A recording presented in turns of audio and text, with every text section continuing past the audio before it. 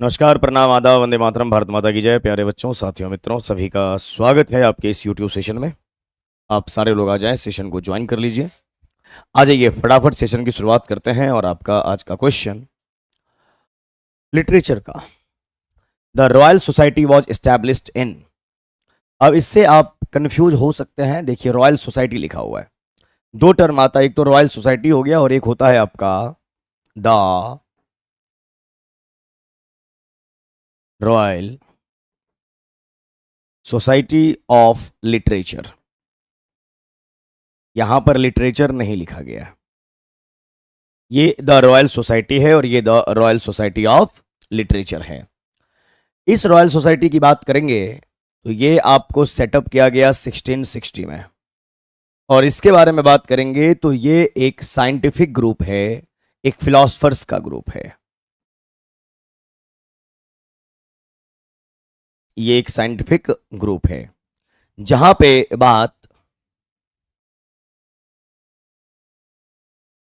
पे आपको साइंटिस्ट मिलेंगे और फिलोसफर्स मिलेंगे इस ग्रुप में। ये आपको ध्यान में रखना है। इसको सेटअप किया गया 1660 में, और इस समय जो इंग्लैंड के किंग थे चार्ल्स सेकंड थे। और आपको मालूम होना चाहिए, चार्ल्स सेकंड जो आपके किंग रहे हैं इंग्लैंड के 1660 से 1685 तक रहे हैं। क्लियर है मामला। ये जो आपका the royal society of literature की बात करते हैं, ये ग्रुप है आपके राइटर्स, आपके ऑथर्स, आपके पोएट्स जो भी हैं उनके बारे में बात करेंगे। और ये आपका सेटअप किया गया था, एस्टैब्लिश किया गया था 1820 में। कब? 1820 में। और इस समय जो इंग्लैंड के किंग थे वो थे आपके जॉर्ज फोर्थ। और जॉर्ज फोर्थ की बात करेंगे तो ये इंग्लैंड के किंग रहे हैं 1820 से 1830। ये आपको याद रखना है। क्लियर? तो रॉयल सोसाइटी क्या है और रॉयल सोसाइटी ऑफ लिटरेचर, इसी को शॉर्ट में RSL भी बोला जाता है, रॉयल सोसाइटी ऑफ लिटरेचर। तो RSL की बात करेंगे तो ये सारी बातें होंगी, और सिर्फ रॉयल सोसाइटी की बात करेंगे तो आपका वो 1660 होना चाहिए। आंसर की में पहले का आंसर ही आपका रॉन्ग दे दिया गया, 1662 बिल्कुल नहीं होगा आपका। यहां पर लिटरेचर नहीं लिखा गया है, तो सिर्फ रॉयल सोसाइटी की बात करेंगे, यानी साइंटिफिक ग्रुप की बात करेंगे, साइंटिस्ट और फिलोसफर्स के बीच में बातें हैं, वो आपका 1660 होना चाहिए। करेक्ट आंसर आपका ई होगा, ए नहीं होगा। ध्यान आप रखेंगे। चलिए, Bulbul sir respected Frederick James person American literature. Okay, अच्छा, डेथ हो गई उनकी। चलिए, एजुकेशन इंडिया में good morning ji, Amit Singh good morning, Shikha Raj good morning, good morning, सुबह का चाय आपने भेजा है। चलिए, वेरी गुड, बहुत बढ़िया, बहुत अच्छे। नेक्स्ट, ये समझ गए होंगे, तो कभी भी आपको कंफ्यूज नहीं होना है इन दोनों टर्म्स के बीच में। Next question, dash believe that a text can not have a single meaning, है ना? कौन सा जिसका अपना एक मीनिंग भी नहीं होता? चौसर्स की बात करेंगे। जॉफ्री चौसर, कई बार हम बात कर चुके हैं इनके बारे में। 1343 टू 1400, यानी 14th सेंचुरी के ये आपके पोएट हुए सबसे पहले। किस सेंचुरी के? तो 14th सेंचुरी। 14th सेंचुरी की बात करोगे, कौन साइड होता है? वो मिडिल एज की बात हम करते हैं। मिडिल एज, मिडिएवल एज, है ना? 500 टू 15, ये सब आपको जानना है, ओवरऑल जो बात करते हैं। जॉफ्री चौसर को और क्या क्या बोला गया आप पढ़े हैं? Father of English literature, father of English literature. एक और क्या टाइटल दिया गया? Father of English poetry. कल ही पढ़ाए थे, ये हर एक चीज को याद रखें। Father of English poetry. आप हमें ये बताएंगे इनका जो मोस्ट इंपॉर्टेंट वर्क है द कैंटरबरी टेल्स, उनमें कितनी स्टोरीज हैं, ये आपको बताना है। Number of stories. The Canterbury Tales मैं आपको पढ़ा चुका हूं, आपको बताना है इनमें कितनी स्टोरीज हैं? क्लियर है मामला? कितने बुक्स हैं इसमें, ये आप हमें बताएंगे यहां पे ब्लैंक स्पेस में। जॉफरी चौसर के बारे में आपने जाना यहां पे। जॉफरी चौसर साहब के पॉलिटिशियंस भी रहे हैं, डिप्लोमेट भी रहे हैं, राइटर भी रहे हैं, हर एक चीज रहे हैं। सॉक्रेट्स की बात करेंगे तो सॉक्रेट्स जो है ये ग्रीक फिलोसफर हुए, हिंद सुकरात भी बोला जाता है, ये ग्रीक फिलोसफर हुए आपके, Greek philosopher from Athens, Athens, Athens, ध्यान रखेंगे। बीसी में है, बिफोर क्राइस्ट में इन लोगों का उल्लेख है ना। और बिफोर क्राइस्ट बात करेंगे तो 470 टू 399 बीसी ये इनका बर्थ और ये इनकी डेथ है, ये आपको मालूम होना चाहिए। और सॉक्रेट्स को क्रेडिट दिया जाता है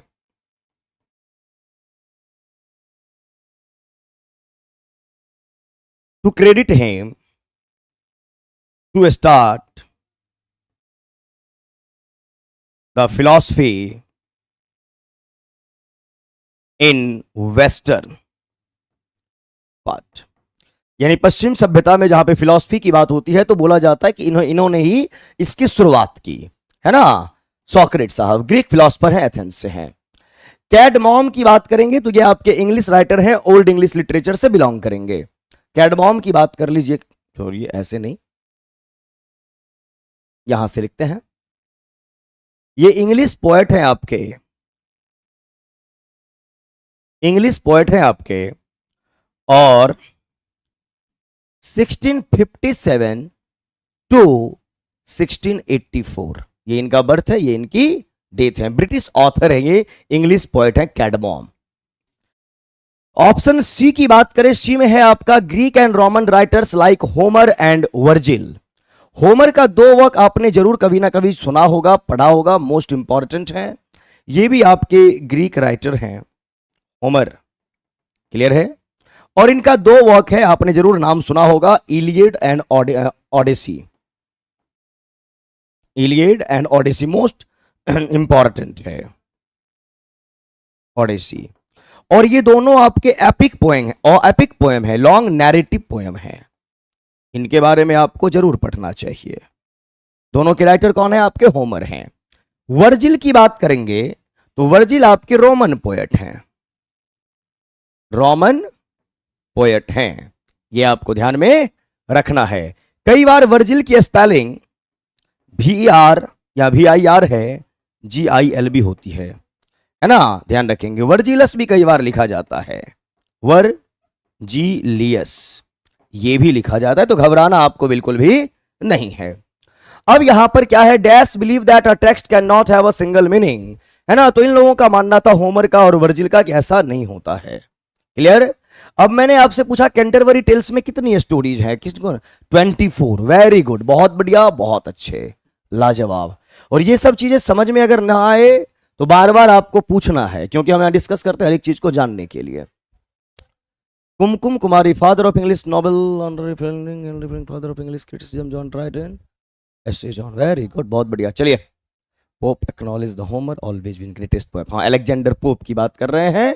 चलिए, बहुत बढ़िया, बहुत अच्छे, लाजवाब। नेक्स्ट, कंफ्यूज नहीं होना है, डाउट क्लियर नहीं होगा, पूछोगे। Lancelot Graves watch an imitation, कल मैंने आपको बोला था ना कि आपको पढ़ना चाहिए किस ऑथर ने क्या लिखा, किन से इंस्पायर होके लिखा, कब लिखा, उसमें कौन कौन से मोस्ट इंपॉर्टेंट कैरेक्टर्स हैं, पब्लिश कब हुआ, ये हर एक चीज आपको जाननी चाहिए। Lancelot Graves watch imitation, imitation का मतलब होता है नकल, यानी उस चीज की कॉपी, यानी ये जो लिखा गया है एक वर्क, ये इमिटेशन है। सर्वांटेज एक राइटर हुए स्पेन के, तो उनके किस वर्क से? तो सबसे पहले इसका नाम, फुल नेम क्या है? Sir Lancelot Greaves. आइए नाम देखते हैं इसका। इसका नाम है the life and adventure, the life and adventure of sir Lancelot, sir Lancelot Greaves, GREAVES, Greaves. ये एक वॉक है, इसके राइटर का नाम आप बताएंगे। इसके राइटर का नाम ये आपको बताना है। अब ये जो है ये पब्लिश कब हुआ ये आपको जानना है। तो ये 1660 में पब्लिश हुआ, लेकिन एक बुक के फॉर्मेट पे नहीं, एक मैगजीन में, है ना, ब्रिटिश मैगजीन में, द ब्रिटिश मैगजीन में।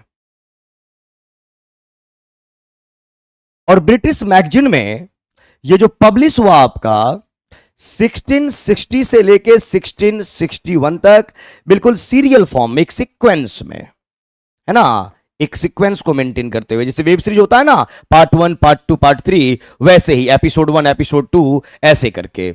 बाद में ये दोबारा पब्लिश हुआ 1662 में, पब्लिश हुआ ये एक बुक के फॉर्म में, बुक फॉर्म में पब्लिश हुआ 1662 में। और 1660 से 1661 ये द ब्रिटिश मैगजीन में पब्लिश होता रहा एक सीक्वेंस में, पार्ट 1, पार्ट 2, पार्ट 3, ऐसे। फुल नेम है the life and adventure of sir Lancelot Greaves. अब आइए यहां पे, राइटर का नाम मैंने आपसे पूछा है, आपको बताना है। Imitation of Cervantes. अब यहां पर जो ये सर्वांट्स लिखा गया है, ये किन का नाम है? पूरा नाम है इनका मिगुएल डे सर्वेंट्स। इसका उच्चारण जो होता है ना, सर्वेंट वाला होता है, नौकर वाला, CRVNT। ये राइटर हुए, और ये जो राइटर हैं ये स्पेनिश राइटर हैं, स्पेन के हैं। स्पेन एक कंट्री है, आप जानते हैं, स्पेनिश राइटर हैं। डॉन क्विक्जॉट एक नॉवेल है जिसके राइटर आपके यही हुए हैं, आपके मिगुएल डे सर्वेंट। और ये 2 टाइम्स पब्लिश हुआ, एक बार 1605 में, सेकेंड टाइम 1615 में। क्लियर है मामला, ध्यान रखेंगे। नेक्स्ट है आपका डेल परनाशो। इनका पूरा, इस बुक का पूरा नाम देखेंगे तो वियाजे, VIAGE, वियाजे डेल परनाशो। क्लियर? ये क्या है? ये पोएट्री है। और इसके राइटर कौन? तो राइटर आपके यही हैं, मिगुएल डे सर्वेंट। ये पब्लिश कब हुआ? 1614 में, 1614 में। डेला गैलिशिया की बात करेंगे तो ये फर्स्ट बुक है, पहली बुक है ना, यहीं से शुरुआत हुई इनके लेखनी की, मिगुएल डे सर्वांटे, है ना। और ये कब पब्लिश हुआ? फर्स्ट बुक है तो ये पब्लिश हुआ आपको 1585 में। सवाल क्या है कि sir Lancelot Greaves was an imitation of Miguel de Cervantes, यानी किसके किस वर्क से इंस्पायर होके ये वर्क लिखा गया? तो वो वर्क है आपका don क्विक्जॉट।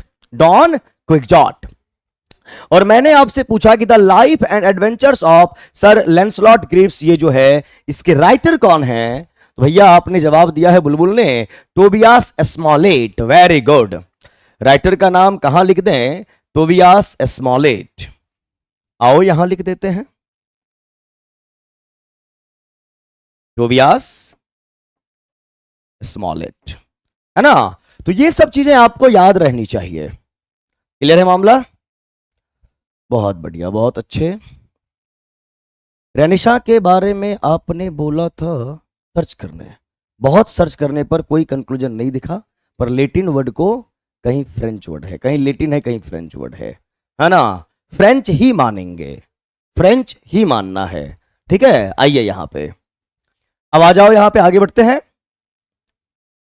Number 4, who began conquest of India in 1775। इस क्वेश्चन का आंसर आपके आंसर की में रॉन्ग दिया हुआ है, जनरल क्लाइव दिया हुआ है। देखिए बोला गया किसने शुरुआत की, कन्क्वेस्ट का मतलब होता है जीतना, of India, 1775 east India company ये शब्द है ना।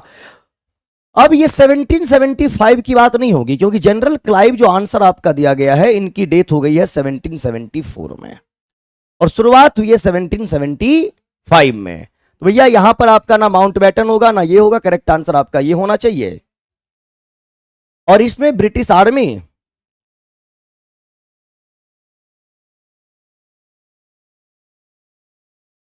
और वहां पे बहुत सारे लोग थे, ये आपको ध्यान में रखना है। और एक इंडियन नेम भी है, अगर आप में से कोई बताए जानता हो तो बताइए कि who began conquest of India in 1775, और 1775 इस दौरान इंग्लैंड का किंग कौन था ये भी आपको बताना है ना, क्योंकि इस टाइप का क्वेश्चन अगर पूछेगा तो ये हिस्ट्री से लेना देना है इसका। बट हो सकता है वहां उस समय अगर कोई किंग हो या क्वीन हो, 1775 की बात कर रहे तो कहीं ना कहीं आप 18th सेंचुरी की बात कर रहे हैं। और 18th सेंचुरी में वहां किंग या क्वीन कौन थे इंग्लैंड के, अगर आप जानते हैं तो जरूर कमेंट करके आप बताएंगे। क्लियर है मामला? चलिए, as a cultural movement the renaissance encompassed innovative flowering literary Latin and explosion of vernacular literature। हम बात करेंगे रेनेसां पे, इसलिए कल होमवर्क भी दिया था, परेशान आपको नहीं होना है ना। जॉर्ज थर्ड, शिखाराज कह रही हैं जॉर्ज थर्ड। तो ये सब किंग क्वीन ये सब आपको नाम जानना होता है। क्लियर? आगे आइए। Next, which social class got power in romantic as, यानी रोमांटिक पीरियड जो रहा, रोमांटिक एज जो रहा, उसमें समाज के किस वर्ग को ऊपर उठने का मौका मिला, पावर मिला। विक्टोरियन एज 1775 में थोड़े ना होगा, विक्टोरियन एज जो आपका होगा वो 1837 से स्टार्ट हुआ है। प्रिया है ना, ध्यान रखेंगे आप। तो यहां पर सवाल ये है कि रोमांटिक एज, सबसे पहले हम रोमांटिक एज की अगर बात करेंगे तो रोमांटिक एज हमारा 1798 से 1837 बताया जाता है। क्लियर? लेकिन अगर रोमांटिक एज के ऑफिशियल एंडिंग डेट की बात करेंगे, ऑफिशियल डेट बताइए, एग्जैक्ट ऑफिशियल एंडिंग डेट है ना, तो वो डेट हमारा 1837 नहीं जाता, वो रह जाता है 1832। ये सब आप ध्यान रखेंगे। ओवरऑल अगर बात करेंगे रोमांटिक एज तो वो आपका 1798 से 1837 है। बट ऑफिशियल एंडिंग डेट की बात करेंगे, ऑफिशियल बताओ कब तक वैलिड रहा, तो वो आपका 1832 ही रहता है। पहली बात ये। रोमांटिक एज में आपके ढेर सारे पोएट्स हुए। जब भी हम रोमांटिक एज की बात करते हैं तो फर्स्ट जनरेशन और सेकेंड जनरेशन के राइटर का नाम जो मोस्ट इंपॉर्टेंट है वो हम जरूर याद करते हैं। तो विलियम वर्ड्सवर्थ, एसटी कॉलरिज, और फिर एक आपके हुए विलियम ब्लेक। ब्लैक नहीं बोलेंगे, विलियम ब्लेक। विलियम ब्लेक आपके राइटर भी थे, आपके पेंटर भी थे, बहुत अच्छे पेंटर भी थे। सेकेंड जनरेशन की बात करेंगे तो ग्रेटेस्ट राइटर जॉन किट्स, फिर इनके फ्रेंड पीबी शैले, फिर इनकी वाइफ भी हैं मैरी शैले, और लॉर्ड बायरन। लॉर्ड बायरन और भी राइटर हैं, बट ये मोस्ट इंपॉर्टेंट राइटर हैं जिनका रोमांटिक एज में नाम बार बार लिया जाता है। क्लियर है मामला? रोमांटिक एज आपका 1798 1837। जब भी आप रोमांटिक एज की बात करेंगे तो 1798 में एक वर्क आया जिसका नाम जिस आपके जुबान पे जरूर होगा, लिरिकल बैलेड्स। बैलेड्स का मतलब ही होता है रोमांस, प्यार। लिरिकल बैलेड्स, और लिरिकल बैलेड्स की बात करेंगे तो नाम जो आता है विलियम वर्ड्सवर्थ और एसटी कॉलरिज, है ना, 1798। तो ये सब आपको ध्यान में रखना होता है। Which social class power romantic age, आपको मालूम है कि विलियम वर्ड्सवर्थ जो हैं सिंपलिसिटी में बिलीव करने वाले इंसान थे और हर एक चीज की रिस्पेक्ट करते थे, चाहे जितने भी क्रिएचर्स हैं, छोटे बड़े कीड़े मकोड़े, नेचर का रिस्पेक्ट देना, यानी हर एक छोटे से छोटे चीज। खास करके विलियम वर्ड्सवर्थ जितने भी वर्क्स लिखे हैं उस वर्क्स में रूरल लाइफ यानी ग्रामीण जीवन जो होता है, गांव के लोगों को बहुत अच्छे तरीके से डिस्क्राइब किया, एक रिस्पेक्ट देके, एक ऑनर देके, है ना। तो यहां पे lower class, middle class, elite class. Elite class का मतलब होता है जो प्रिविलेज्ड है, जिसको हर एक अधिकार मिला हुआ है। प्रिविलेज्ड क्लास, एलिट क्लास, समाज का उच्च वर्ग किसको बोलेंगे? जैसे शाहरुख खान प्रिविलेज्ड हैं, एलिट क्लास, हर एक अधिकार उनको प्राप्त होगा। वो चाहेंगे तो मोदी जी से मीटिंग करना भी उनके लिए बड़ी बात नहीं होगी। अमिताभ बच्चन, विराट कोहली, है ना, देश के प्रधानमंत्री से कभी भी मीटिंग वो लोग फिक्स करवा सकते हैं, इतना उन लोगों का लेवल है। तो वो एलिट क्लास कहलाएगा। लोअर क्लास क्या होता है? बिल्कुल नीचे चले जाना। और मिडिल क्लास की बात आप करेंगे तो आप बताइए क्या आंसर आपका होना चाहिए यहां पे? एलिट क्लास नहीं। रोमांटिक एज में किसका, लोअर क्लास का या मिडिल क्लास का, किसका पावर बढ़ा है? Got power in romantic as. William Wordsworth के बारे में बताया हमने। अब बताओ क्या आंसर होना चाहिए? बी आंसर होना चाहिए। इसलिए हर एक राइटर को आप डीपली पढ़ेंगे तो कहानी समझ में आएगी। एलिट जो है इसको तो पूरा पावर शुरू से ही मिला ही है ना? इसको क्या चाहिए? When did romantic period and officially अभी जस्ट बताया कि ऑफिशियल एंडिंग डेट अगर पूछा जाएगा तो वो आपका 1832 होना चाहिए। ओवरऑल बात करेंगे तो 1798 से 1837 है। ये आप ध्यान में जरूर रखेंगे। जॉर्ज फिफ्थ, कल जॉर्ज फिफ्थ के बारे में हम पढ़े थे। जॉर्ज फिफ्थ के बारे में, इनका पूरा नाम, फुल नेम आप बताइए पहली बात तो ये। और ये जो किंग रहे कब से कब तक रहे, ब्रिटेन के, इंग्लैंड के किंग, ये आपको बताना है। दूसरी बात, कल मैंने इनका प्रेडेशर यानी पूर्वाधिकारी, इनसे पहले कौन थे, और इनका सक्सेसर, इनके बाद कौन बना, नाम बताया था, ये आपको बताना है। क्या क्या सवाल किया कि George fifth was the son of king Edward seventh. George fifth जो है एडवर्ड सेवेंथ के सन है, बेटे हैं, मालूम होना चाहिए। इनका फुल नेम बताओगे। ये राजा कब से कब तक रहे, किंग कब से कब तक इंग्लैंड के रहे, इनसे पहले यानी इनका पूर्वाधिकारी कौन था, सक्सेसर, इनके बाद किंग कौन बना, दोनों सब बताए थे कल, ये आपको बताना है। अब सवाल है कि George fifth was the dash son of king Edward seventh. Fourth है, थर्ड है, सेकंड है ना, दूसरा बेटा है। फुल नेम यहां पे बुलबुल ने बोला, यहां पे George Frederick Ernest Albert. Very good, बहुत बढ़िया, बहुत अच्छे। जॉर्ज फ्रेडरिक अर्नेस्ट अल्बर्ट, है ना। चलिए, 1910 से 1936, बहुत बढ़िया, बहुत अच्छे। ये सब कल बताया गया था। 1910 से 1936, इनके पहले ये सब आपको जानना होता है, इसलिए मैं बताता हूं और आपसे पूछता भी हूं। प्रेडेशर का नाम बताओ और सक्सेसर का नाम बताओ। इनसे पहले किंग कौन बना, इनके बाद कौन बने, फटाफट बताइए। कल ये सब बताया गया था, ईमानदारी से पढ़ा कीजिए।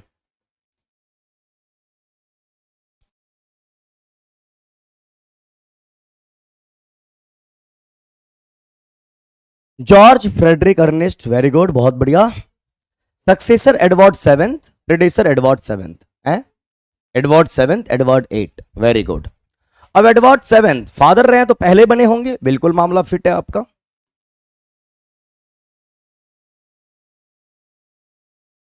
एडवर्ड सेवेंथ, और सक्सेसर कौन, एडवर्ड एट, सुप्रिया का कहना है 1865 टू 1836। ये तो आप बर्थ बता रहे हैं ना, मैंने पूछा किंग, राजा कब से कब तक रहे, बर्थ और डेथ की बात यहां पे नहीं पूछा है मैंने, है ना। चलिए, बहुत बढ़िया, बहुत अच्छे। ये सब याद रखा करो, क्लियर है मामला। और ये बोर्ड पीडीएफ आपको कल वाला शायद नहीं मिला, आप लोग शायद नहीं पढ़े होंगे, आज सारा बोर्ड पीडीएफ आपको मिल जाएगा, है ना। वेरी गुड सुप्रिया, आपने जिससे पहले बोला वो वर्थ और डेथ आप बता दिए।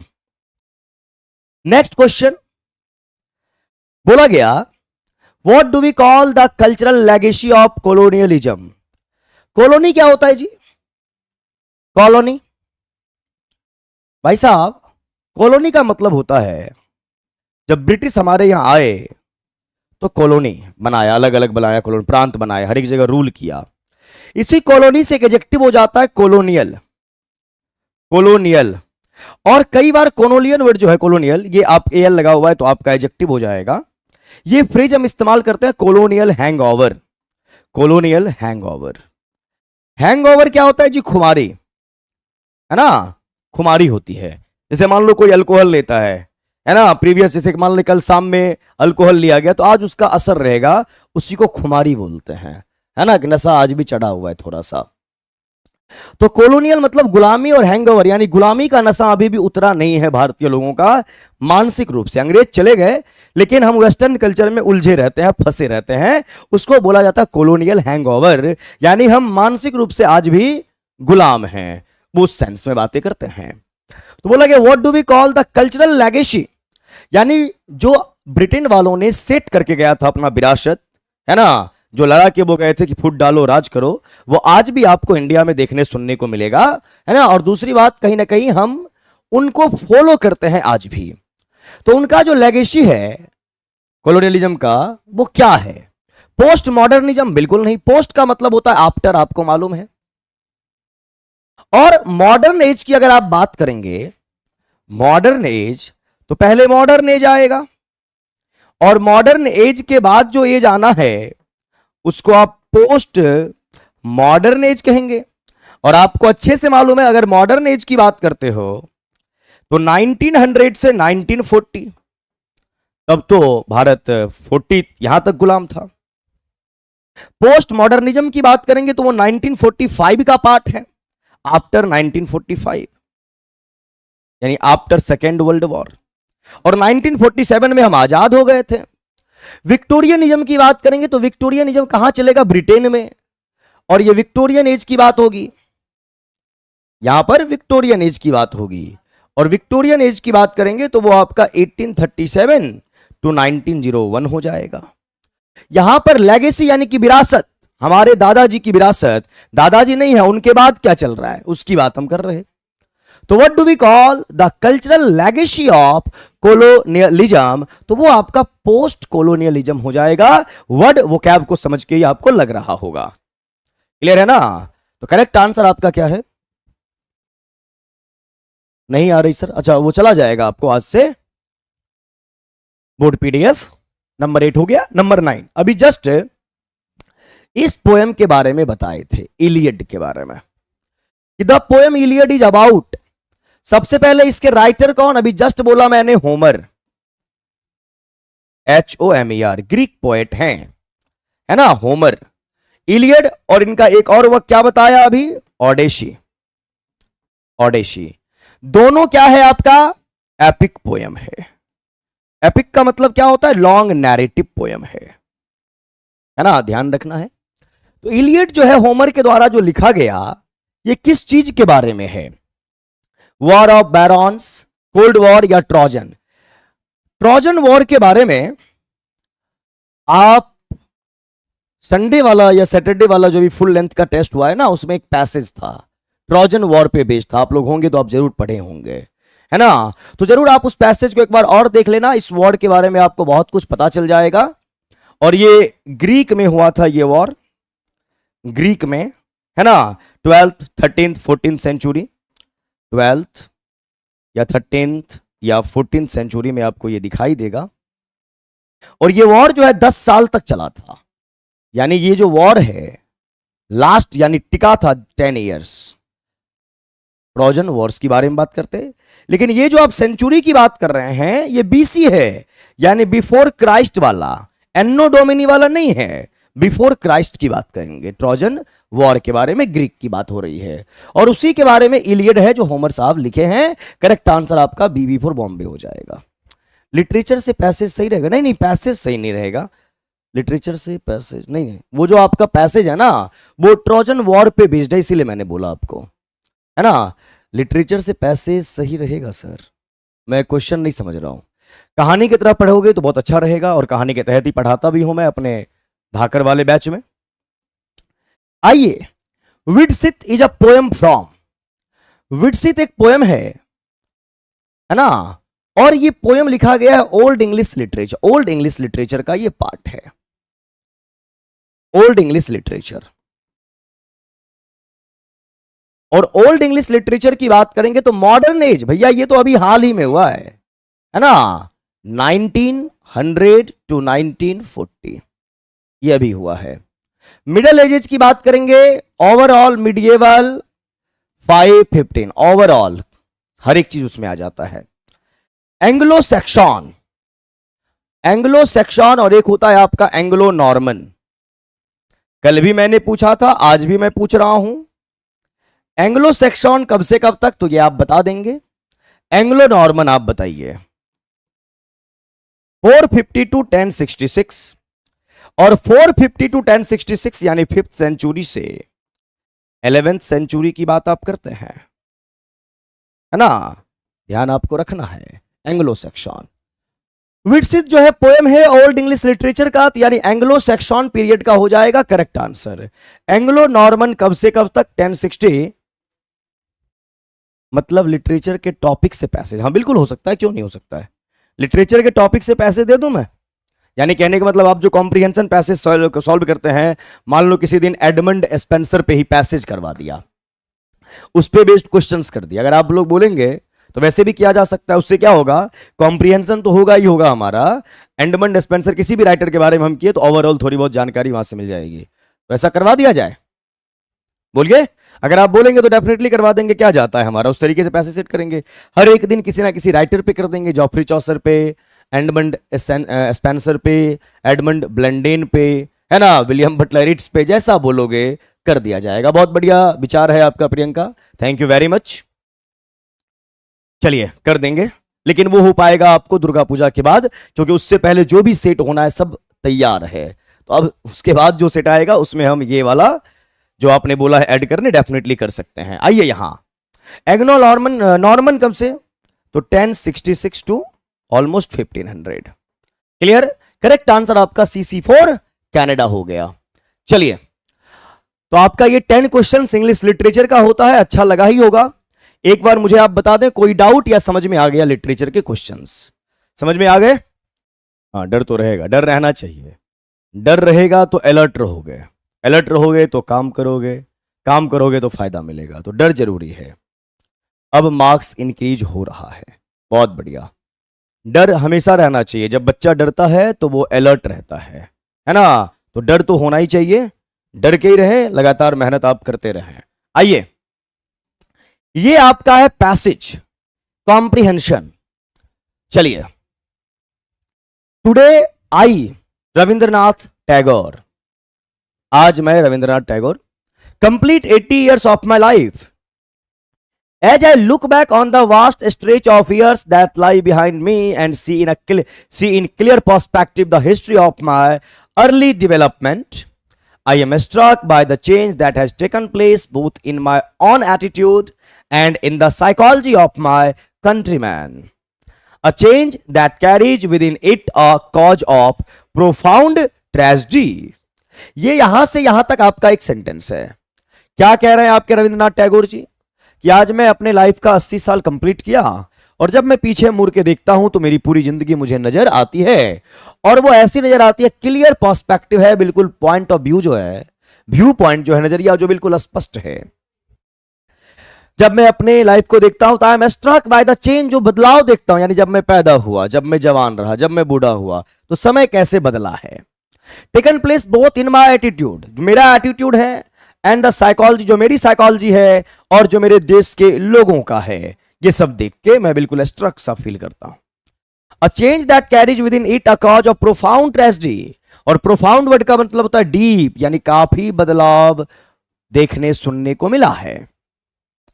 Our direct contact with the larger world of man was linked up with the contemporary history of the English people whom we came to know in those early days, those earlier days.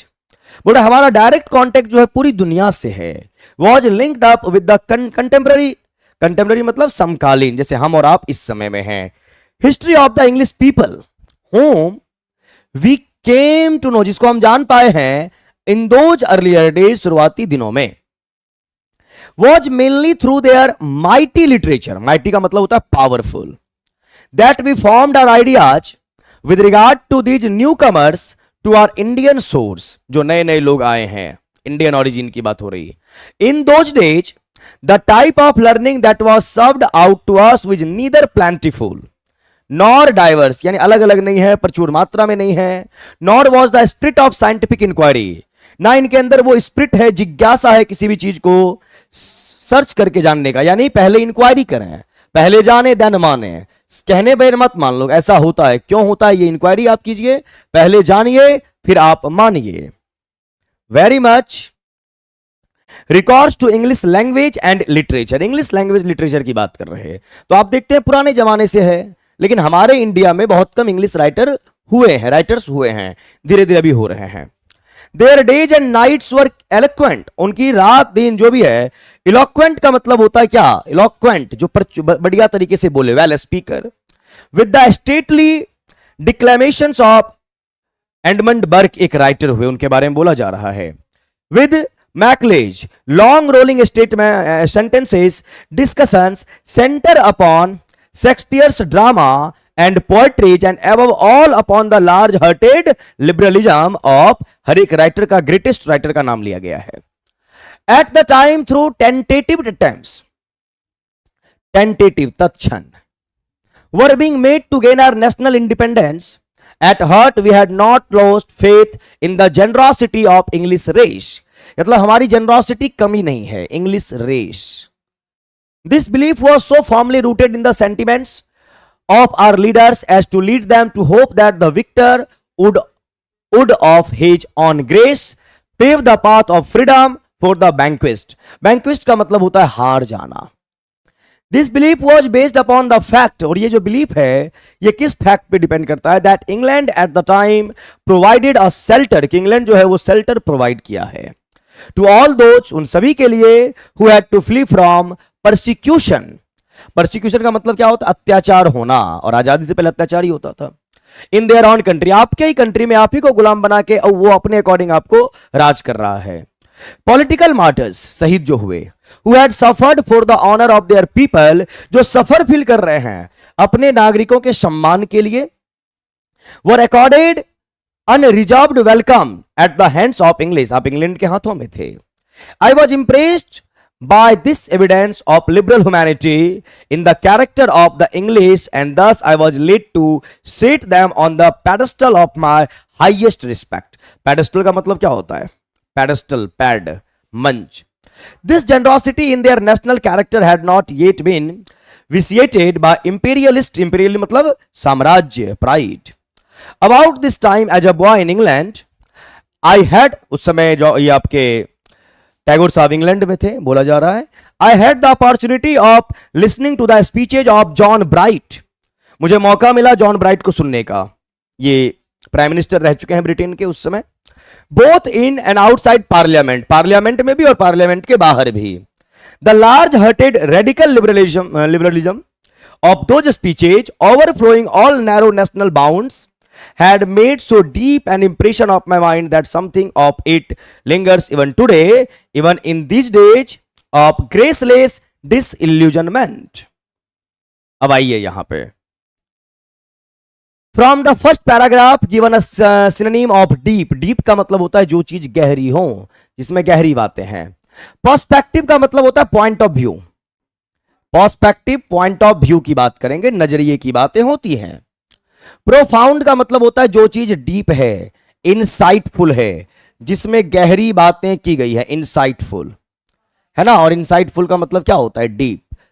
और tragedy, comedy का antonym हो गया tragedy, negative word हो जाएगा, है ना, कुछ negative होना। करेक्ट आंसर आपका क्या है, प्रोफाउंड हो जाएगा, आप ध्यान से देखेंगे। Next, what help the Indians to conceive of a notion of the Englishman.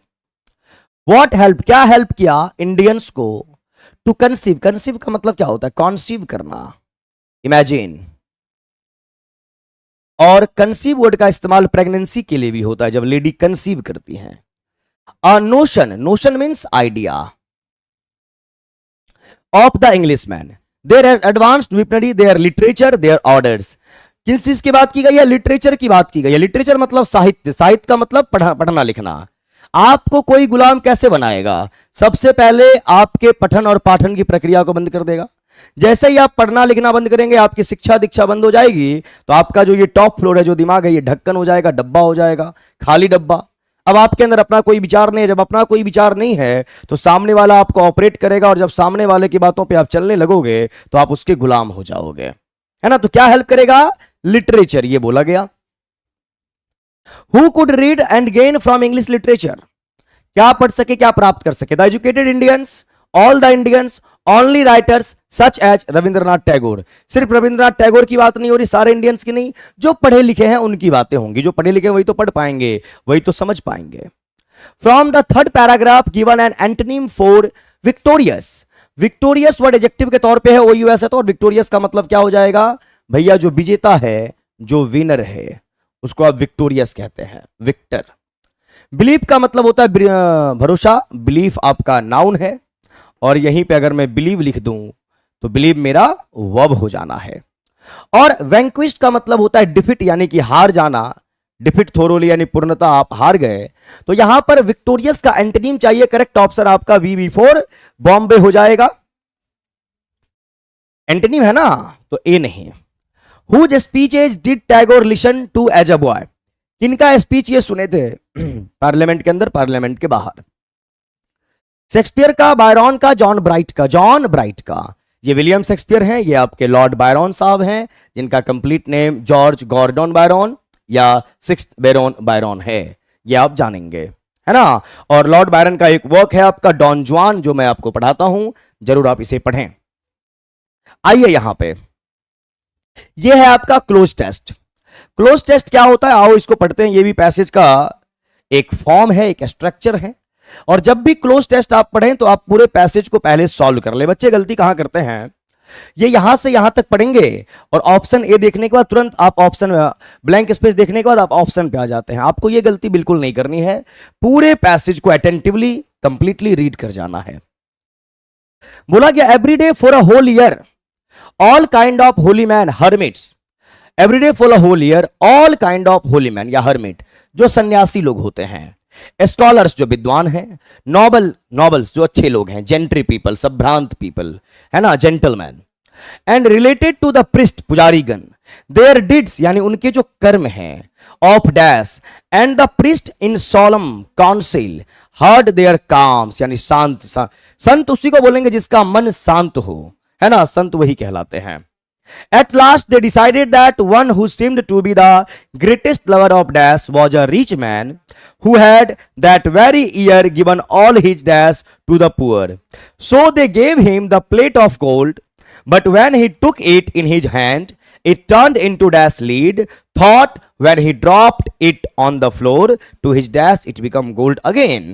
अब आइए यहां पे, every day for a whole year, प्रत्येक दिन की बात कर रही। All kind of holy man hermits scholars nobles came and related to the priest their deeds of dash, deeds of charity, deeds of kindness, deeds of happiness, and the priest in solemn council heard. अब यहां पे संत साधु महात्मा आपको क्या करते हैं, कुछ ना कुछ देने का काम करेंगे, है ना। हैप्पीनेस का यहां पर कोई भी सेंस नहीं बनेगा। अब वर्ड आया है आपका चैरिटी, वर्ड आया है आपका काइंडनेस, दोनों में आप किसके साथ जाएंगे, तो उनके जो कर्म हैं, and the priest in solemn council heard at last they decided that one who seemed to be greatest lover. अब किसकी बात यहां पर करोगे, came and related to the priest their deeds of kindness या चैरिटी। भैया कर्म का यहां पर काइंडनेस से कोई लेना देना नहीं है, यहां पे आप चैरिटी के साथ ही जाएंगे। ऑप्शन ए आपका आंसर माना जाएगा। आगे है, priest in solemn council heard their calms at last they decided that The one who seemed to be the greatest lover of dash was a rich man. अब आप किस चीज के लवर होंगे कि रिच मैन कहलाएंगे, डेस्टिट्यूट। डेस्टिट्यूट वर्ड का, यही बोला मैंने कि मीनिंग मालूम होना चाहिए आपको वर्ड का, इसलिए वो क्या आपका बैच है वो। डेस्टिट्यूट का मतलब होता है पुअर यानी कि गरीबी। अब गरीबी का यहां पर कोई सेंस होगा नहीं क्योंकि बात पॉजिटिव कर रहे, गरीबी नेगेटिव वर्ड है। मनी लेस का मतलब भी होता है आपका डेस्टिट्यूट, गरीबी, पैसा है ही नहीं।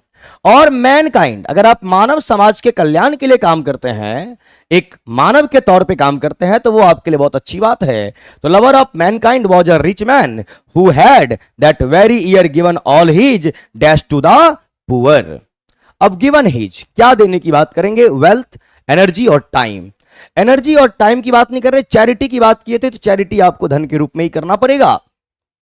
एनर्जी और टाइम का आउट ऑफ कॉन्टेक्स्ट है। His charity to the poor, गरीबों की आप मदद करें। So they gave him the plate of gold, है ना, but when he took it in his hand it turned into dash lead. जैसे ही बोला जाता है कि प्लेट ऑफ गोल्ड दिया गया, बट अब यहां पर कॉन्ट्रास्ट का सेंस है। अब गोल्ड दिया गया है पॉजिटिव सेंस में, अब नेगेटिव बात करोगे तो क्या होगा? When he took it in his hand it turned into gold. भाई सोना है तो सोने में कैसे बदलेगा? वर्दी का मतलब होता है पॉजिटिव, वर्थलेस। जबकि यहां पर ग्रामेटिकल कॉन्सेप्ट आया है बट एडवर्सेटिव कंजंक्शन है, पहले अगर पॉजिटिव बात करेंगे तो बाद में नेगेटिव चाहिए, तो बट बता रहा है कि वर्थलेस यानी वो यूजलेस हो गया, तो worthless lead. Thought when he dropped it on the floor, और जैसे वो जमीन पे उस चीज को छोड़ता है, to his dash it become gold again, फिर से ये सोना हो जाता है। तो फिर यहां पर क्या करेंगे? When he dropped it on the floor to his confusion, happiness, amazement, यानी टोटली वो कंफ्यूज है कि ये क्या हो रहा है ना, हाथ में लेता हूं तो ऐसा हो जाता है, छोड़ते हैं तो ये हो जाता है। हैप्पीनेस का कोई भी सेंस नहीं है, शॉक्ड है, कंफ्यूज्ड है। अमेजमेंट होता है अमेजिंग, व्हाट अमेजिंग, अमेजिंग मतलब शानदार, कोई भी चीज बहुत बढ़िया है उस सेंस में, अमेजिंग के साथ नहीं, कंफ्यूजन के साथ जाना है, टोटली वो कंफ्यूज्ड है उस सेंस में बात आप करेंगे। ठीक है, चलिए आगे आइए, और यहां से स्पॉटिंग एरर के क्वेश्चंस आप सॉल्व करेंगे। आ जाओ देखते हैं। The senior in age his father is junior then my father in service. देखिए एज में सीनियर है और काम में जूनियर है, और जूनियर के साथ आप टू का इस्तेमाल करेंगे, देन का इस्तेमाल नहीं होता है, ये आपको मालूम होना चाहिए। करेक्ट आंसर आपका हो गया बी, B4 बॉम्बे, बहुत ही आसान। Spotting error, while walking slowly in the park on a quite summer afternoon a mad dog suddenly attacked him. तो टहल कौन रहा था? ये, और अगर ये टहलने का काम किया तो आपको सबसे पहले सब्जेक्ट चाहिए, तो यहां पर लिखना पड़ेगा व्हाइल, सबसे पहले ही। अब वर्ब कौन सा देंगे? तो mad dog suddenly attacked, attacked का मतलब V2, V2 का मतलब पास्ट, तो यहां पास्ट का वर्ब देना पड़ेगा while या when he was walking slowly in the park, जब वो आराम आराम से टहल रहे थे, on a quiet summer afternoon a mad dog suddenly attacked him। Correct answer आपका हो गया A4 आगरा, ध्यान आपको रखना है। fill in the blanks की बात करें, I saw dash good deal of him during dash war। I saw no article the I saw a good deal of him during the war। Yo war के दौरान मैंने अच्छा deal कर लिया उनसे। करेक्ट आंसर आपका हो जाएगा C, article based questions. I dash him since yesterday morning। I dash him since yesterday morning, कल से उन्हें देखा नहीं है। I have not seen him। अब हैव नॉट के साथ आईएनजी आप लगा नहीं सकते, ये आपका रॉन्ग हो गया, क्योंकि हैव हैज हैड के साथ बिन आएगा तब आईएनजी आता है परफेक्ट कॉन्टिन्यूअस में। I had not seen him, कल से उन्हें नहीं देखा है, पास्ट का परफेक्ट है। और I have not seen him, कल से उन्हें नहीं देखा है, ना देखा था ना देखा है। और आपको यह मालूम होना चाहिए, जब भी आप टेंस की बात करते हैं और टेंस में टाइम की बात करते हैं, तो टाइम जो आता है वो आपका परफेक्ट टेंस में भी आ सकता है, और वो आपके परफेक्ट कॉन्टिन्यूअस में भी आता है। कई बार टाइम का जिक्र इंडेफिनिट टेंस में भी होता है ना, ये सब मैं अपने ग्रामर के बैचेज में पढ़ाता हूं। तो I had not seen him, कल से नहीं देखा था आपको, भाई कल से नहीं देखा हूं आपको, तो आप ए के साथ भी जा सकते हैं और आप बी के साथ भी जा सकते हैं। अप्रोप्रिएट आंसर हमारा बी ही होना चाहिए, बट ए और बी दोनों के साथ जाया जा सकता है, तो डी आपका आंसर यहां हो जाना चाहिए। 25 में बात करो, नैरेशन का मामला है। क्वेश्चन क्या बोला गया, ध्यान से समझिए। ही सेड, सेड की बात करेंगे तो आपका ये V2 हो गया, V2 हो गया तो पास्ट। और आई हैव ऑफन टोल्ड यानी प्रेजेंट का perfect, you not to waste your time. अब यहां पर ये पास्ट के इंडेफिनिट में है, ये प्रेजेंट के परफेक्ट में है, चेंज करोगे पास्ट के परफेक्ट में जाएगा। ही सेड दैट, अब आई को ही के अकॉर्डिंग चेंज किया तो he had often told not to waste your time. अब आपका यहां पर योर लिखा हुआ है, योर, और योर यू फैमिली का मेंबर है, सेकंड पर्सन, और सेकंड पर्सन जो चेंज होता है रिपोर्टिंग वर्ब के ऑब्जेक्ट के अकॉर्डिंग, और यहां पर आपका कोई भी ऑब्जेक्ट नहीं हो सकता था। ही सेड टू यू, तो यू तो तब उस कंडीशन में योर हो जाएगा। He said that he had often told him. अब यहां पर आपने यू को गायब कर रखा है पहले से, तो ये आपका गलत है, यहां पर हिम किया गया, ठीक है मामला रहने दो। नॉट टू वेस्ट योर, अगर आपने यहां यू को हिम किया है तो कहने का मतलब यहां कोई ना कोई आप ऑब्जेक्ट रखे होंगे थर्ड पर्सन का, तभी आपने हिम किया। और यहां अगर थर्ड पर्सन हिम किए हो तो यहां फिर आपको हिज करना चाहिए, क्योंकि ये भी यू फैमिली का मेंबर है और ये भी रिपोर्टिंग वर्ब के ऑब्जेक्ट के अकॉर्डिंग चेंज होगा। तो एक जगह आपने हिम किया, एक जगह योर, ऐसा नहीं चलेगा। He told that he had often told him to waste his time, इसीलिए आपका आंसर सी होगा, यह भी ध्यान में रखना है।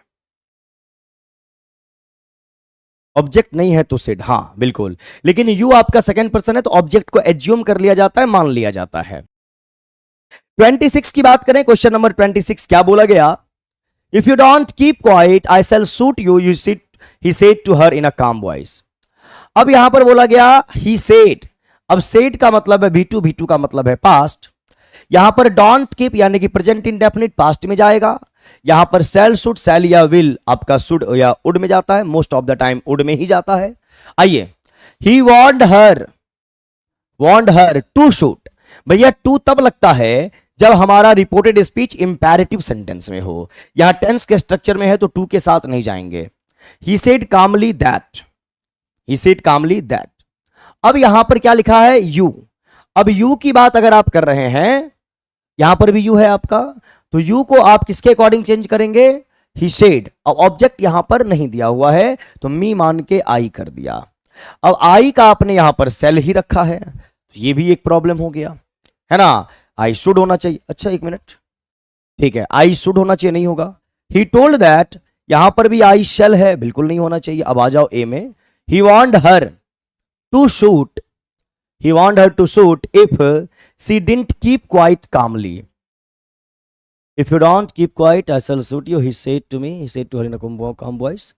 So he said calmly that I shall shoot, I would होना चाहिए, I shall से काम आपका नहीं चलेगा। और if you don't, if I didn't, कोई भी ऑप्शन आपका आंसर नहीं है, आपका आंसर ई हो जाएगा। बहुत बढ़िया।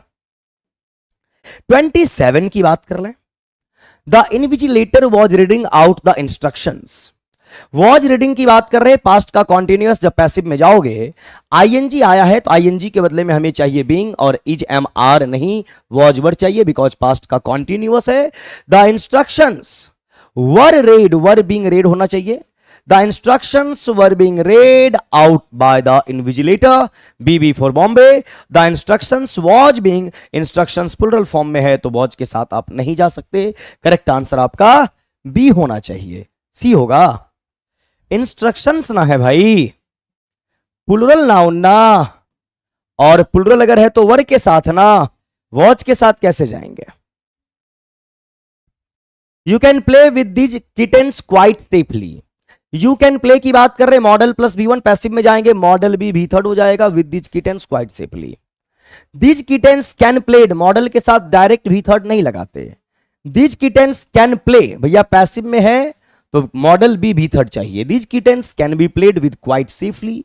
करेक्ट आंसर C4 कैनेडा हो जाएगा। Select the most synonym of the given word, यहां पर सिनोनिम चाहिए आपको। The word is turn. Turn का ग्रामेटिकल प्रोफाइल अगर आप देखें तो टर्न का मीनिंग क्या होता है? ग्रामेटिकल प्रोफाइल क्या होता है? वर्ब। और टर्न का मतलब क्या? किसी भी चीज में मूवमेंट है, कोई भी चीज मूव कर पा रहा है। रूट वर्ड में कई बार आपको बताता हूं VERSE या VERT, वर्ट का मीनिंग क्या होता है? टर्न होना या मूव होना। कई बार आपको बता चुकी, कार को जब बैक किया जाता है रिवर्स गियर अप्लाई किया जाएगा। रिवर्स गियर क्यों? क्योंकि री का मीनिंग होता है बैक और वर्स का मीनिंग होता है टर्न। जब आप पीछे की ओर मुड़ते हैं तो वो आपका रिवर्स कहलाता है। और वर्ट की बात करेंगे तो वर्ड आपका यहाँ पे डाइवर्ट आया है, और डाइवर्ट की बात करेंगे तो डाई का मीनिंग टू होगा। वर्ट का मीनिंग मुड़ना होता है, दो दिशाओं में जब आप मुड़ जाते हैं तो उस सेंस में वर्ट मीन्स टर्न या मूव करना। शिफ्ट आप कर रहे हैं यानी आप शिफ्ट होते हैं तो कहीं ना कहीं आप सेटल होते हैं, उस सेंस में बातें होती हैं। मूव करने का अंदर आपके अंदर मोशन है, मोबिलिटी है ना। ऑटोमोबाइल आपने जरूर सुना होगा, ये मोबाइल भी है और मोबाइल भी है। ऑटोमोबाइल बोला जाता है व्हीकल को, ट्रांसपोर्ट को। रोटेट करना, घूमना फिरना। अब टर्न कोई भी चीज किया है तो वहां से वो चीज मूव किया है। रोटेट का मतलब ये हो जाता है रोटेशन हो रहा है, चारों साइड आप घूम रहे, सर्कल या इन सर्कल आप कर रहे, तो रोटेशन के लिए वर्ड आता है आपका VOL, वोल। और वोल का मीनिंग होता है रोल करना, घूमते रहना। और यहीं से आपका वर्ड बन जाता है रिवॉल्वर। और रिवॉल्वर वर्ड की बात करेंगे तो री का मीनिंग होता है अगेन, और वोल का मतलब होता है घूमना, रोटेट करना। और जो गन होती है ना, उसमें जो बुलेट फिट होता है वो बिल्कुल सर्कल टाइप का होता है। बोलते ना 6 के 6 तुम्हारे अंदर डाल देंगे, 6 के 6 बैक टू बैक। सॉरी, एक मिनट पानी पी लो।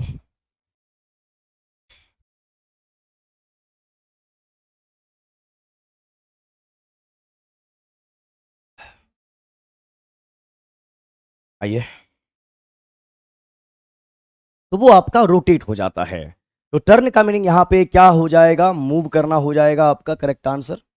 और रोटेट भी आप बोल रहे हैं तो कहीं ना कहीं घूमने फिरने से रिलेटेड ये भी आपका हो जाना है, तो आपका आंसर डी भी हो जाएगा। एविकेंट।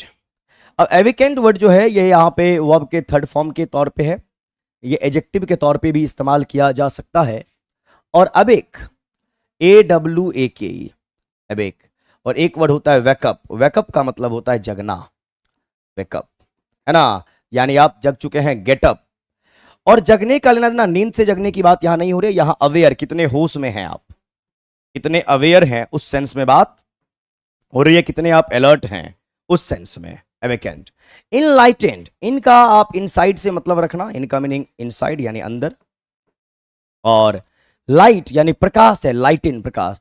तो इनलाइटेंड का मतलब होता है अंदर से आप जगे हुए हैं, प्रकाशित हैं, यानी आंतरिक सुंदरता आपकी बनी हुई है उस सेंस में, है ना। तो करेक्ट आंसर जो होगा क्या हो जाना है, इनलाइटेंड का मतलब क्या होता है, इंसान बहुत ही फिलोसॉफिकल है, बहुत ही सोफिस्टिकेटेड है, बहुत ही इनोवेटिव है। और इनोवेटिव टाइप का इंसान जो होता है काफी इन्वेंटिव होता है, काफी क्रिएटिव होता है, यानी अंदर से बिल्कुल स्ट्रांग है, कुछ भी कर सकता है, इनलाइटेंड।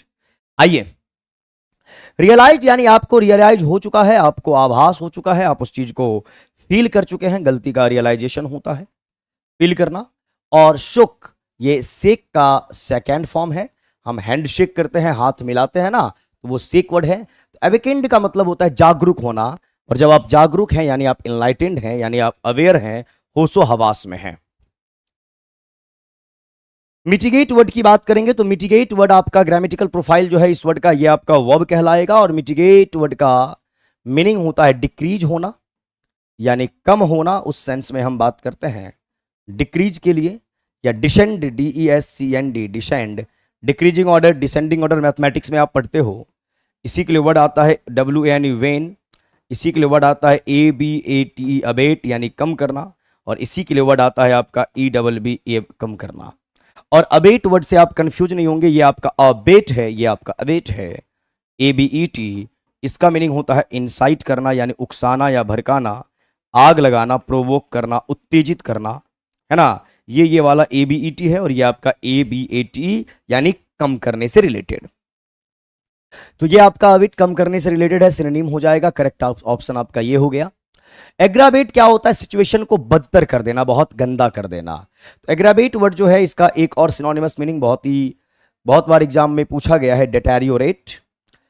डेटेरियोरेट और एग्रावेट ये दोनों वर्ड्स आपके नेगेटिव वर्ड हैं, और अगर मैं दोनों के, ये नेगेटिव वर्ड्स हैं आपके, और अगर मैं दोनों के एंटोनिम की बात करूं, यानी कि इसका भी और इसका एंटोनिम की बात करें, तो एंटोनिम हो जाता है एमेलियोरेट। एमेलियोरेट का मतलब होता है इंप्रूव करना, AMELIORAT।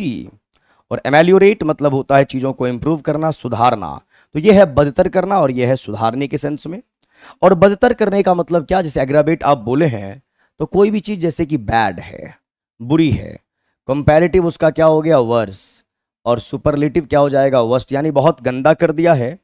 और इसी वर्ष से आपका एक वर्ब तैयार हो जाता है, वर्षन। एग्रावेट वही है, जो एग्रावेट है वही वर्षन है, वही डेटेरियोरेट है, यानी सिचुएशन को बहुत गंदा कर देना। और एमेलियोरेट है सिचुएशन को बेहतर करना।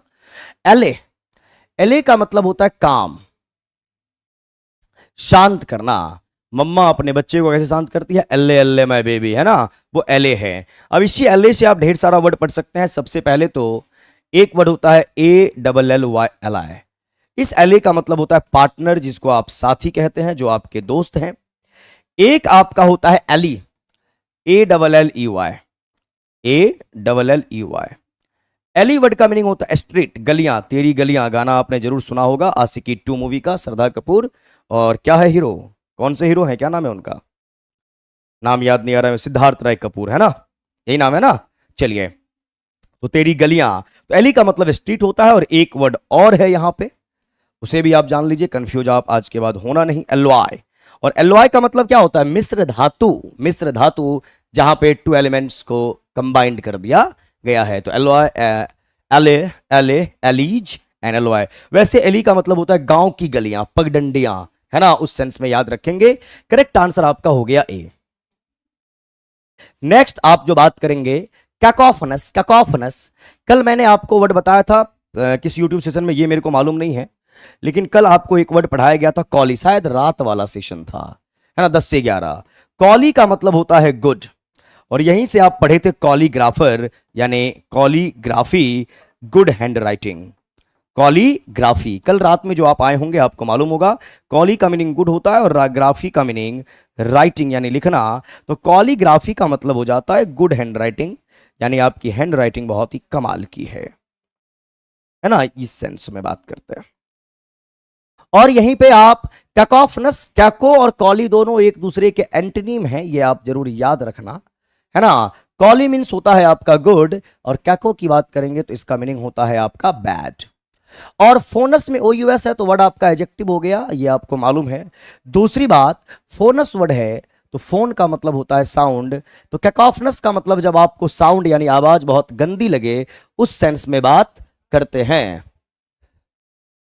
अब आइए यहां पे, तो कैकोफनस यानी आवाज बहुत ही गंदी है, यानी हार्स, कर्कश वॉइस, RAH, हार्स, कर्कश है। लाउड, लाउड का मतलब होता है तेज आवाज में बात करना। अब देखिए ये है आपका LOUD, लाउड, ये एडजेक्टिव के तौर पे लाउड स्पीकर बोलते हैं। और एक आपका लॉर्ड होता है LAUD, लॉर्ड। यहां पर OU है, यहां पर AU है, ये लॉर्ड है, और इस लॉर्ड का मतलब होता है एडमायर, यानी कि तारीफ करना, प्रशंसा करना, यानी अप्रिशिएट करना, एप्रिसिएशन, तारीफ करना, उस सेंस में बातें करते हैं। और मेलोडियस का मतलब होता है मधुर, मीठी आवाज, मेलोडियस, है ना। मेलो का मतलब भी हो जाता है स्वीट, यानी मीठी आवाज है, OUS एडजेक्टिव हो गया। सोनोरस यानी साउंड की ही बात यहां पर भी करेंगे। अब यहां पर आपका आंसर क्या है, तो सेलेक्ट द एंटोनिम बोला गया है, और एंटोनिम की बात करके कैकोफनस बुरी आवाज, तो आपका मेलोडियस आंसर हो जाना है बी फॉर बॉम्बे। तुमको लगता है आप बहुत पीछे से देख रहे हो सेशन को, है ना। चलिए 33 की बात कर ले। 33 में आपका आंसर है one word, state in which the few governed और ऑफ द वन। ये पता नहीं 3 दिन से रिपीटेड क्यों है। जहां पे बहुत कम लोग शासन पद्धति में हो, मोनार्की, आर्क का मीनिंग होता है रूल या रेगुलेशन, तो जहां पर मोनार्की की बात करते हैं वहां किंग हुड की बातें होती हैं, राजा रानी की बातें होंगी। ओलिगार्की जहां पे कम लोग शासन पद्धति में हो, करेक्ट। और प्लूटोक्रेसी बता चुका हूं, प्लूटो का मीनिंग होता है वेल्थ, यानी धनवान लोगों का शासन। 34 की बात करेंगे, style in which a writer makes a display of his knowledge to democracy, है ना। एक ऐसा इंसान जो अपने ज्ञान का बखान खुद से करे, उसी को पेडांटिक बोला जाता है। पेडांटिक यानी कि ये सो तो करेगा, है ना, सो बट नॉलेज के बारे में, तो ये आपका करेक्ट आंसर है।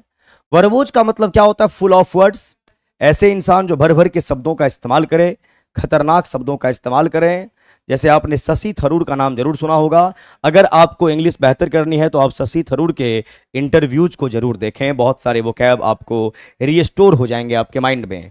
और पॉम्पस वो इंसान होता है जो शो ऑफ करे बट थोड़ा सा एरोगेंट हो, घमंडी टाइप का इंसान हो, उसे आप पॉम्पस कहने का काम करेंगे। करेक्ट आंसर आपका ए है। 35 में आइए, ईडियम और फ्रेज की बात कर रहे। Some people no wonder whether we just play lip service और genuinely subscribes. Play lip service का मतलब होता है हाँ हाँ बोल दिया, हाँ हाँ आपका काम कर देंगे बट वो करे नहीं, यानी बोलने को बोल दिया बट उसके एक्शन में वो चीज दिखेगा कभी भी नहीं। प्ले ऑरल ट्रिब्यूट, ऑरल का मतलब होता है मौखिक। Attached no value, so only outward of respect, यानी रिस्पेक्ट तो कर रहा है बट रिस्पेक्ट वो दिखा रहा है, वो दिल से नहीं कर रहा, बस दिखा रहा है कि हम आपकी इज्जत करते हैं। तो करेक्ट आंसर आपका हो जाएगा C4 कनाडा। कल का रिपीटेड है, हाँ रिपीट कर गया। Trust, thrust once nose. अब थ्रस्ट वंस नोज का क्या मतलब हो जाता है, advice me about, be in position, medal officially in. क्या आंसर होगा फटाफट बताइए, मैं पानी पी लूं जरा सा। ट्रस्ट वंस नोज,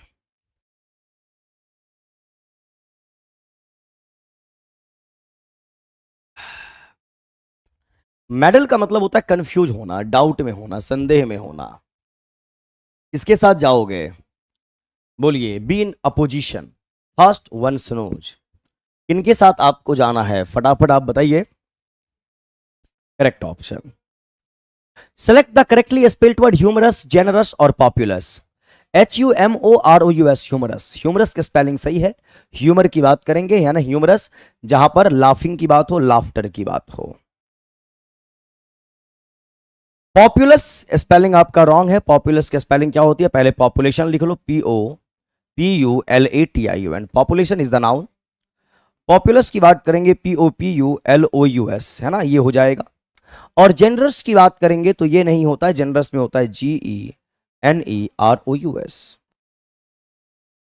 है ना, ध्यान आपको रखना है। 38, select the correctly spelled word itinerary, itinerary, itinerary, ITINERARY। इसका आंसर की में शायद आंसर की रॉन्ग दिया हुआ, ई दिया हुआ है, आप ध्यान रखेंगे। आइटिनरी का मतलब होता है बी। अब आइटिनरी वर्ड क्या होता है? आइटिनरी का मतलब होता है अ प्लानिंग फॉर ट्रिप। जैसे आप कहीं पे जाते हैं, घूमने जाते हैं, कहाँ जाना है, क्या करना है, तो ये सब प्लानिंग करते हैं। जैसे हम लोग प्लेटफॉर्म वाले आपके जितने भी टीचर लोग हैं, हम लोग दुर्गा पूजा में प्लानिंग किए हैं, हम लोग जाने घूमने के लिए सिक्किम गंगटोक, है ना, छुट्टी मिलेगी, बहुत एंजॉय करेंगे। तो वो जो प्लानिंग है कि क्या क्या करना है, घूमना है, कहाँ कहाँ घूमना है, उस प्लानिंग को आइटिनरी बोला जाता है। आप लोग भी कहीं ना कहीं घूमने जरूर निकल जाना। घूमने से क्या होता है, आप रिक्रिएट हो जाते हैं, एंजॉय कर पाओगे, तो फिर नए एनर्जी के साथ आप काम कर पाएंगे। तो पढ़ना लिखना जरूरी है, बट घूमना फिरना भी चाहिए। हम लोग तो भैया जा रहे हैं, है ना। और हमारे कैप्टन महोदय भी हमारे साथ में होंगे, माननीय सम्माननीय आदरणीय नवीन सर। आइए यहां पे प्रेपोजिशनल बेस्ड क्वेश्चंस। कलकत्ता जाते थे, अब नहीं नहीं, हम लोग थोड़ा उससे आगे ही जाएंगे। Prepositional based questions. Petrol is sold by the litre. जब यूनिट की बात की जाए ना, तो वहां पे आप बाय प्रेपोजिशन का इस्तेमाल करेंगे। Petrol is sold by the litre, यानी पेट्रोल बेचा जाता है लीटर के हिसाब से। क्लियर है मामला। और the food is very good dash at the restaurant. At, देखो मैंने डैश भी बोल दिया, एट भी बोल दिया बिना देखे। तो जब आप पढ़ते रहते हैं तो आपकी हैबिट हो जाएगी, तो सही चीज आपके जुबान से ही निकलेगा। The food is very good at that restaurant. Restaurant नहीं, रेस्टोरेंट पढ़ेंगे, ऑफ या इन नहीं आएगा, क्योंकि रेस्टोरेंट किसी ना किसी लोकेशन पे, और एट का इस्तेमाल होता है लोकेशन को बताने के लिए। I am at party, I am at home, I am at work, बोलते कि नहीं बोलते? यानी मैं काम पे हूं, यानी आप अपने वर्किंग साइट पे हो, आपका ऑफिस किसी ना किसी लोकेशन पे जरूर होगा। चलिए अब आप बताइए, आज का सेशन आप सभी को कैसा लगा, मजा आया कि नहीं आया? और 11:15 से नवीन कुमार सिंह जो यूट्यूब चैनल है, वहां पे सीटेट वाले बच्चों के लिए इंग्लिश पेडागोजी के साथ में मिलूंगा, है ना, 11:15 में नवीन कुमार सिंह यूट्यूब चैनल पे। फिलहाल जाने से पहले आप सारे बच्चे हमें बता दें सेशन कैसा लगा। और एक चीज और, आप लोग आते हैं सेशन, अगर आपको बढ़िया लगता है तो आप लोग सेशन को जरूर लाइक कर दिया करें, और अपने माध्यम से जो ही आपके मित्र बंधु हैं, जिस भी सोशल मीडिया प्लेटफॉर्म पे आप हों, आप अपने माध्यम से जरूर इसे शेयर किया करें, क्योंकि आप इसे शेयर करेंगे तो ये आगे बढ़ेगा, है ना।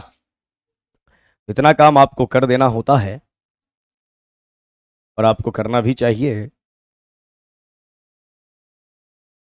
चलो आज आपको सारा बोर्ड PDF वगैरह मिल जाएगा, जो नहीं मिला हुआ है, क्योंकि हमारे सुदामा नाम के जो प्राणी थे वो आ चुके हैं।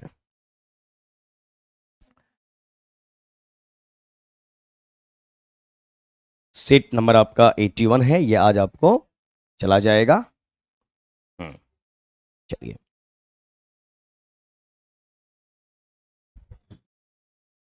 12:30 वाला क्लास, हाँ वो तो होगा ही सुप्रिया, 12:30 वाला होगा ही। मैं यहाँ पे 11:15 से मिलूंगा ना, 12:30 बजने में भी वक्त है, टाइम है। इंग्लिश एक ही, इंग्लिश की एक ही कर लो अभी सेकेंड ईयर में।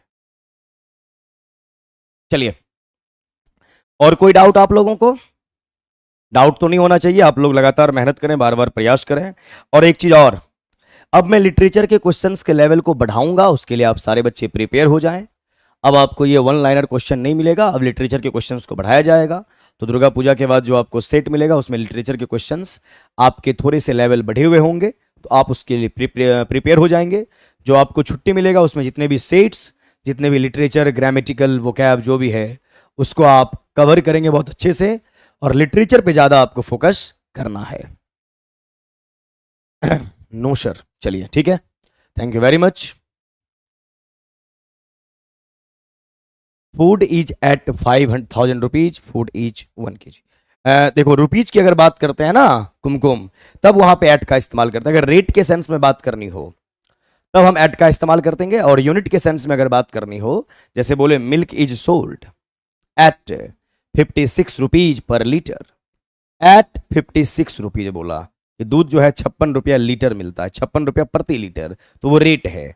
और यहीं पे बोलेंगे milk is sold by the litre बोलना पड़ेगा, क्योंकि वहां पे रेट की बात नहीं कर रहे, वहां पे यूनिट के सेंस में कि दूध को लीटर के हिसाब से बेचा जाता है, तो milk is sold by the litre, but milk is sold at 56 rupees per litre, है ना, ध्यान रखेंगे।